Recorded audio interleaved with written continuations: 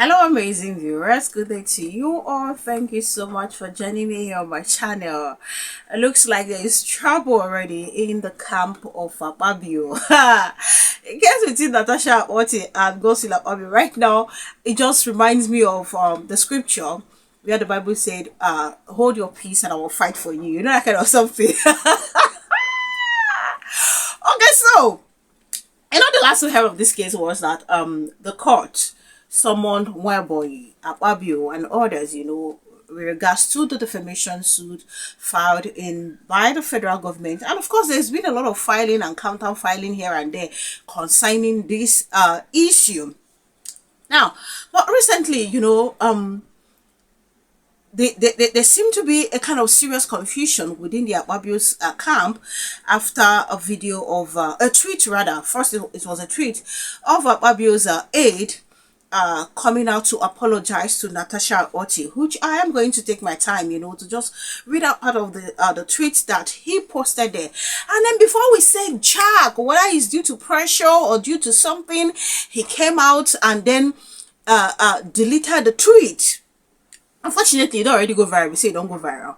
And then before you know, he came out again and started explaining himself that he wasn't the one that did that stuff.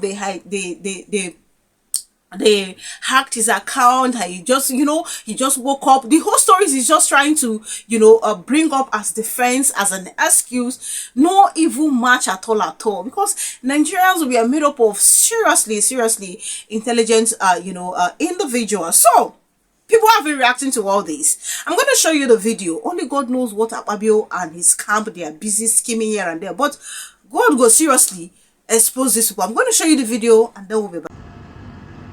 I was looking up this morning by my friend Libro Shoma, and I was quite surprised at an attention on the tweets that have been circulating around on Twitter. And he said, please quickly check your account because I believe your account has been hacked. And to my shocker, I opened my Twitter account to err is human, but forgiveness is divine. I wish to use the Salah period as an avenue to sincerely apologize to my boss for forgiveness and to inform Nigerians that I have been an integral part of the plans orchestrated by Senator Akpabio and his cohorts. All these were carefully calculated and desperate attempts to ridicule Senator Natasha and Tanisha image. Having revealed the ugly development and for posterity's sake, is incumbent on me to unveil to Nigerians how far and deep certain people with political power can go. I pray that distinguished Senator Natasha will find a place in her heart to forgive me, neither have mercy on me. I wish you happy Salah celebrations. This is obviously from the pit of hell. How would I ask Senator Natasha to forgive me for a case I have held on very, very strongly that she lied on Senator Akpabio? For a case I have not only been involved, but I am the consultant in communication and strategy to the Senate President. The details that are unfolding will shock a lot of Nigerians. This tweet was not from me, and we're investigating to find out the desperation that could have led someone into sending out a tweet purporting it to be from Deepening. I totally condemn it and I disclaim it, and I'm telling Nigerians that this is an act of desperation. Thank you very much. Now, this was what he tweeted, now deleted. He said here, to err is human, but forgiveness is divine. I wish to use this Salah period as an avenue to sincerely apologize to my boss for forgiveness and to inform Nigerians that I have been an integral part of the plans orchestrated by Senator Akpabio and his cohorts. He went further to tweet again, to frame up Senator Natasha Udwaha, this deceptive plot can be traced to numerous meetings in London with Sandra Duru, manipulation of Senator Natasha's voice recordings to discredit her, as well as the hacking and cloning of Senator Natasha's phones. And then we still have him here saying all these were carefully calculated and desperate attempts to ridicule Senator Natasha's and Tanisha image, having reviewed the ugly development and for posterity's sake, it's incumbent on me to unveil to Nigerians how far and deep certain people with political power can go. He say, I pray that the distinguished Senator Natasha will have a place in her heart to forgive me. May Allah have mercy on me. Now, a lot of question comes to mind, listening to this guy. Was his account really hacked or not? If his account was hacked, where is the verification email? Where also is the reset password? Now, how easy for him to quickly, log into his hacked account immediately he was called by his friends in the morning? How easy for him? So questions come to mind. That is why a lot of people find it very difficult to believe that his account was actually hacked. See David Hunde, whose account was hacked. You know how many days when David Hunde take before he retrieved the account? Do you know the back and forth movement with eggs and the rest, before he got his account? So these are some of the questions that come to mind. Look, there is a lot of scheming being done by the Akpabio's camp. And I will not also be surprised if there's a lot of scheming being done by the Natasha's camp. If Natasha is also trying to safeguard herself, because I do believe that with the assassination attempt as being alleged and some other stuff has been carried on her, it's true, Natasha would do everything as well to also protect herself. Just a few days ago, before this video, this whole talk about his tweet and all that, which he read out himself, came out. Natasha, I even saw it on the pages of investigative journalist Jackson, where he said that Natasha's phone was, I think he said her phone was hacked or something, or has been cloned or something like that. And Natasha herself came out, to say, okay, this is actually what is going on. No, I think somebody is trying to clone my voice or something. No, to use it to start, dissing, what is it called? Some prominent figures within the political system in Nigeria. So she just came out to alert her fans so that people will be aware of what is happening, just in case. So so this thing is getting more deadly, more messy, that the Akpabio's camp is doing all they can to protect Akpabio, while the Natasha's camp is doing what they can to defend Natasha Ochi. I make I tell you, I feel so ashamed that a matter that is supposed to go the way it's supposed to go, legally, appear in court, we find different schemes, different, plots being carried out on daily basis. It is embarrassing. First, Sandra Duru, I've been waiting for her name, came out and said a whole lot of nonsense that she said, and eventually two people come out, one Frances or one Naya or whatsoever, interviewed in an exclusive interview, came out to say that Sandra is lying, and all that. The same Sandra that is to testify, she is also one of those people to testify in the lawsuit filed by the federal government. All of a sudden, the federal government leave all the problem who will get. They go handle Akpabio defamation case when Natasha Akpoti did not say anything against the federal government. After Frances Obonna, the next person that came was what's that his name again? Is it Mazi Obin or whatsoever? That was later picked up 3 a.m. the same day by the police, when he said that he was paid 2 point something million naira by Sandra to speak against Natasha Akpoti and a lot of other stuff that Sandra does.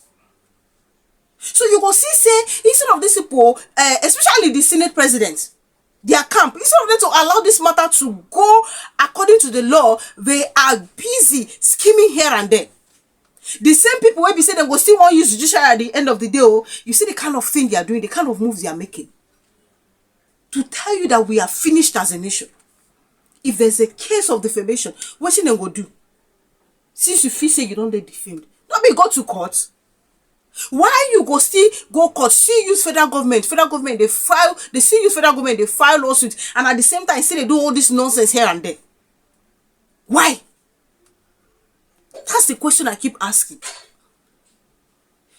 I don't know whether this young man, whether he actually wrote this thing himself or not, even though he's coming out to say he did not write all this, but it's quite it's quite interesting to see things like this really being played out is interesting, annoying, and disgusting at the same time.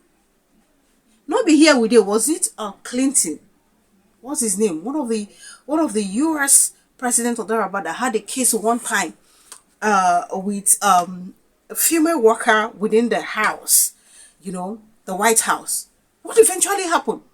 Not be suit. At the end of the day, they dig her out for court. So I don't even know what's wrong with our own people here. I don't know what is wrong. Like, even till date, a lot of users find it difficult to believe, to digest that young man did not actually apologize, that his phone was hacked. People find it very difficult to believe, asking different questions.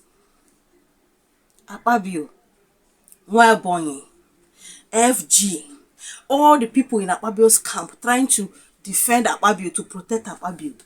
What exactly are you guys hiding? Why are you guys embarrassing us as a nation? Why? That is one thing I keep asking. Why? Tomorrow you'll be looking for who is demarketing Nigeria, but this is a clear case of proper demarketing of a nation, a huge one at that, a very shameful one. Do the needful. Follow the due process. Go through the law. If Natasha eventually, if they found out that Natasha lied against you, Natasha will be punished accordingly and paid compensation where due. But all this is seriously embarrassing. Thank you so much for watching. Please do leave your opinion in the comment section. Now on to other trends. One of the Yoruba sons has come out to blast, the APC Tinubu-led administration. Fellow Nigerians, I know you are all worried that Tinubu seems to be getting stronger every day. That's a lie. They are just doing media to make it look like that. Now I'm going to tell you 3 reasons why Tinubu is going down, and he knows. He's going to lose the election in 2027, and he knows. So he's doing everything possible to play a very strong mind game so that you people can think he's waxing stronger. He is not. Number 1. All the PDP governors and senators that are decamping to APC, they are decamping because they are afraid of what might happen to them if they do not decamp. That's number 1. Number 2, this is the first time in the history of Nigeria that a president in a country where everything is not working will be given endorsement for a second term. 2 years to election. That is to show you how desperate he is to make Nigerians think that he is doing very well. He is not doing very well. The fact that they all even look at the way the Senate president was saying, where come this person, where come that person. He was inviting them to the stage. He now said, we have an endorsing and all that for a second term. There will never be a second term. Tinubu is a one-term president. Smart Nigeria, we know that what Tinubu is doing, is he's doing it out of fear. He's already in a panic mode, in a panic state. Every single person knows. Like seriously, it is the first time, that we see campaign 3 years, 2 years ahead of election. It's the first time. It is the first time we are seeing all this endorsement nonsense here and there. It is the first time we are seeing, governors being pressured, being coerced, being, threatened to decamp to the ruling party. It is the first time. The very first time in history. And you will know this is clearly out of fear. You see, we Nigerians say, now we hold the knife, now we hold the yam. Like I said, if all the green chamber and the red chamber members, if they like, let them endorse, which Tajuddin Abbas just did recently in this their APC summit. All the APC members, governors, whatsoever, let them endorse. If the PDP governors, all of them too, they want to endorse, they can go ahead and do so. It doesn't change anything. It doesn't change the fact that Tinubu is a bad leader. It doesn't change the fact that we are suffering under Tinubu's regime. So, not be them where they even afford the square meal go fit tell us how the economy dey. It's not them. They are not the one to tell us that Tinubu is working. We are the ones that know, that we tell and knows if Tinubu is working or not. So, whatever it is they're endorsing is their own cup of tea. I've said it before and I'll continue to say it. I don't care. What I care about is how we that is holding the yam and the knife can rise up and say enough is enough. Either we reform INEC or there will be no election. And nobody go decide who go in charge of that INEC. So the ball is in our court. It is how we are going to unite. I said it yesterday. How we are going to unite to stop all this nonsense. How we are going to make sure that we don't allow tribe and religion, to becloud our thinking in 2027. That's my concern. Any other thing don't concern me. All those ones there, they can be endorsing. That's their own cup of tea. You can't sit here and be telling us Tinubu is working when our reality is staring at us right back at the face. You cannot be the one to tell us who is working and who is not working. Not be them go sit down there, go vote for them. Not be them. Their votes no amount to anything. Put together the millions of Nigerians that went out there to vote. So it is we. There is serious fear. You will know. There is fear. And that is why you see a lot of strategies going on here and there. And they feel like, okay, once we have all the governors on our side, the governors can help rig the election. The governors will do all they can. The governors cannot convince the people otherwise. Waiting do Akpabio state governor. When they shout, it's time to defect. Waiting the people tell them, they shout no. He still went ahead to defect. Even himself, he table they shake. The only reason why these people are doing this thing because they know that there's a smooth sailing to rig election. And now God now go punish these people when Nigerians go say that such thing will never happen in 2027. And you will see that if Nigerians succeed, you will see the way all of them will start moving again. That's the way they are doing political prostitution, moving here and there. That's the next thing that will happen. I'm telling you. And that is why there should be a way to curtail and curb this whole nonsense moving here and there. The thing is annoying me. Like, seriously. It's really annoying. And they will keep doing this and telling you it's for the welfare of the people. If only it is for the welfare of the people, I will not be mad. The political prostitution will not be getting me angry. But clearly, it is never for the people. We must rise up. We must rise up. The ball is in our court. All those nonsense people collecting 10,000 allowance, 20,000 allowance, 50,000 allowance to go and be carrying nonsense. Before the month, you don't finish, 50,000 cannot even buy you a bag of rice. If you manage get half bag of rice, you are left with 10,000 naira. I'll be 5,000 naira. The rice, will it cook itself? How about other foodstuffs? Please, we just need to rise up. We need to have some sense.